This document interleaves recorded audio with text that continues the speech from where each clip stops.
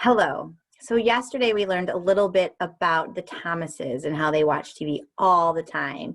And Humphrey was very happy to get a little peace and quiet. And we learned that once they unplugged that television set, they actually had a really good time together. The next chapter we're going to read is chapter 12.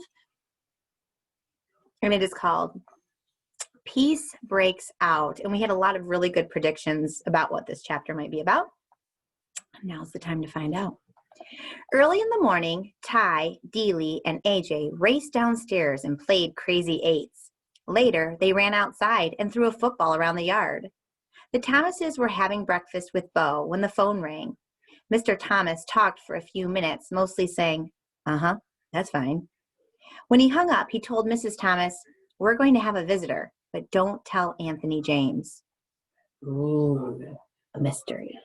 I like mysteries because they're fun to solve. Then again, I don't like mysteries because I don't like not knowing what's going on. So I waited and waited. A few hours later, the doorbell rang. The visitor turned out to be Garth Tugwell and his father. "I really appreciate this," Mr. Tugwell told the Thomases. "It was Mrs. Brisbane's idea. Since Garth can't have Humphrey at our house right now, she suggested that he could help AJ take care of him over here." Sounds like Mrs. Brisbane, as if I'm trouble to take care of. But Garth had been crying because he couldn't have me, so maybe she was trying to be nice. After Mr. Tugwell left, Mr. Thomas called AJ in. AJ ran into the room and practically backed out again when he saw Garth. "We have a guest," said Mr. Thomas. "Shake hands, Anthony. Garth is here to help you take care of Humphrey." AJ and Garth reluctantly shook hands. Do you know what reluctantly means? Didn't really want to do it, but they did it anyway. "How come?" asked AJ. Garth shrugged his shoulders. Mrs. Brisbane said to. "Well, come on. We'll clean his cage and get it over with," AJ said. The boys didn't talk much while they cleaned the cage, but they started giggling when they cleaned up my potty corner. I don't know why that makes everybody giggle. After they stopped giggling, they started talking and kidding around. They decided to let me out of the cage. So they took a set of old blocks from Dealey's room and built me a huge maze. I love mazes. When we were all tired of that game, AJ offered to teach Garth to play crazy eights, and then Ty and Dealey joined them in a game of Go Fish. Nobody mentioned the TV. Nobody shot any rubber bands. Later in the afternoon, the kids were all outside playing football. I was fast asleep until Mrs. Thomas came into the den with a broom and started sweeping.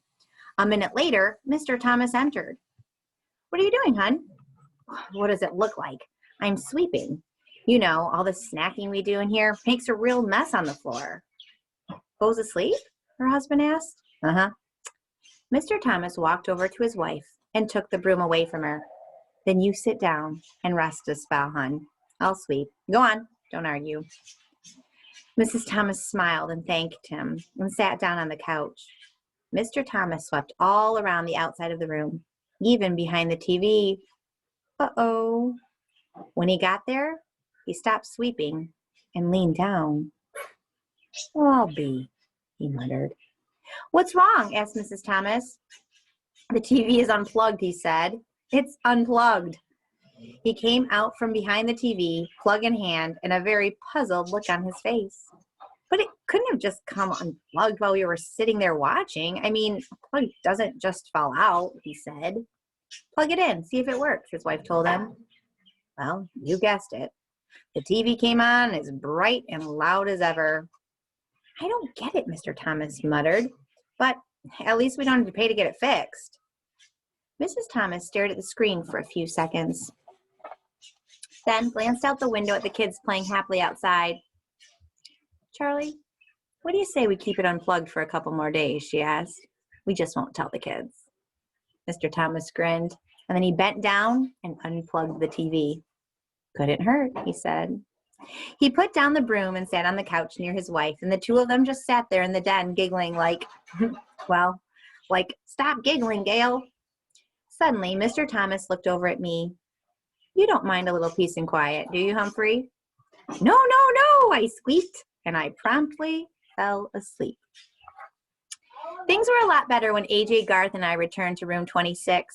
No rubber bands flew through the air. Garth didn't trip anybody or make fun of anybody. And that meant Gail didn't get in trouble for giggling. Heidi didn't get in trouble for speaking out without raising her hand because she wasn't trying to tell Mrs. Brisbane what Garth had done. But the best change was Say, who did raise her hand every single day. One day, she raised her hand to volunteer to stay in during recess to clean the chalkboard. Miranda raised her hand too, and Mrs. Brisbane chose them both. Girls, I think I can trust you to stay here while I run this report to the principal's office, Mrs. Brisbane told them. Of course she could trust them. Once the girls were alone, they began to talk. I really like your singing, Miranda told Say. Thanks. My mom and I are going to a musical version of Cinderella over at the college this weekend, Miranda continued. We have an extra ticket. Would you like to come with us? My mom will pick you up. Say quickly turned to face Miranda. Oh, yes. I have not been to a play before. Miranda grinned. Good. I'll have my mom call your mom. Suddenly, Say's face fell. Oh, better not. She's so busy.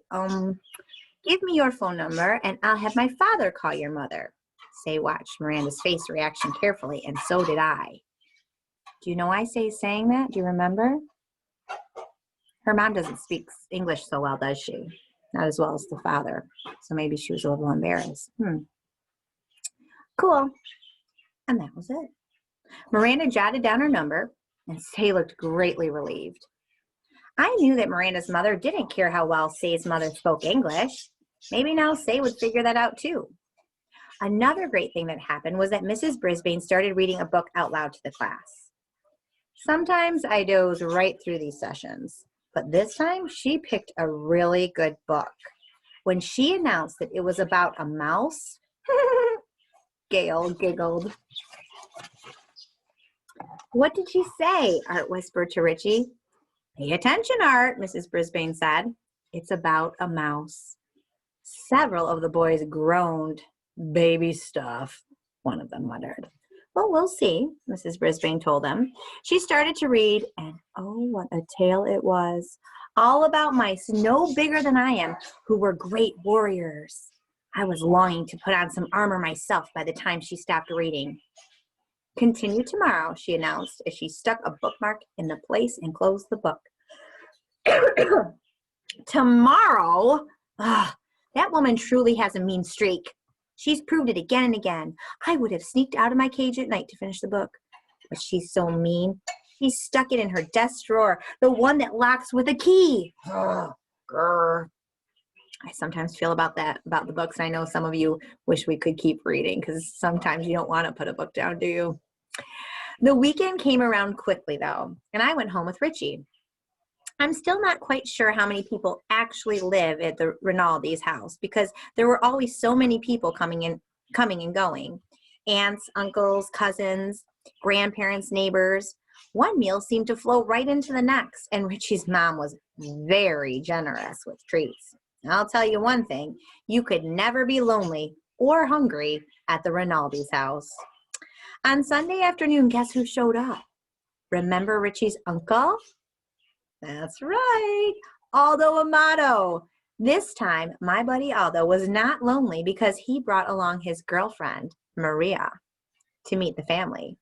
She was a very nice lady who wore long hair piled up high on her head. She was dressed in bright red from head to toe, red earrings, red sweater, red skirt, and red shoes. I think red is a happy color. I think Maria is a very happy person, especially when she's with Aldo. All the Rinaldis made a big fuss over Maria and praised the bread and cookies she brought from the bakery where she worked.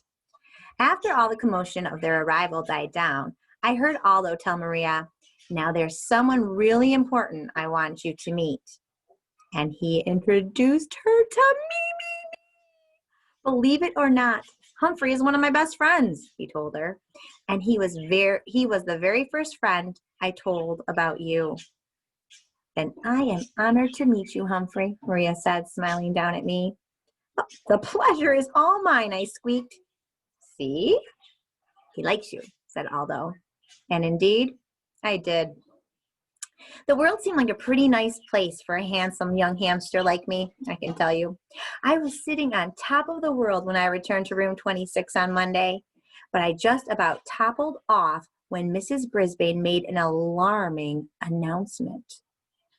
Class, as you know, this will be a short week due to Thanksgiving, she said, and that means Humphrey will need a home for 4 days instead of 2. Now, who wants to volunteer? You won't believe what I'm about to say. Not one hand went up. I actually fell off my wheel. Mrs. Brisbane was surprised too. No one? She asked. Heidi, didn't you want to take Humphrey home? Oh, yes, but we're going to my grandma's house for Thanksgiving, she explained. Art, didn't you ask for Humphrey last week? Mrs. Brisbane asked. Well, yes, but we're having all my relatives for Thanksgiving, and Mom says it wouldn't be a good idea, Art explained. And so it went. Every single classmate had big plans for Thanksgiving, plans that didn't include having an extra hamster around. I was worried. I didn't want to spend 4 days alone in room 26. I worried all day Monday. I worried all day Tuesday. I worried even more all day Wednesday. At the end of the day, Principal Morales stopped by to give Mrs. Brisbane an envelope. I think it was her paycheck because she was especially glad to see him. I have a huge favor to ask, she said. Sure, Sue, what is it? Asked Principal Morales. He wore a tie with little turkeys all over it. Could you possibly take Humphrey for the weekend? Oh, I had my paws crossed that he'd say yes. But Principal Morales didn't even smile. Oh, Sue, I'd love to, but we're going out of town for the holiday, he told her. Another time, I'd love to. Another time wouldn't matter. I needed a place to go now. After the principal left, Mrs. Brisbane sighed and began gathering up her papers. Then she turned to me. Well, Humphrey, it looks like you're going home with me for Thanksgiving, she said grimly. Grimly means not very happy. My fate was sealed. I was going to the home of the woman who had once vowed to get rid of me for 4 whole days. And frankly, I was worried. I was worried I'd never come back. Ooh. End of the chapter.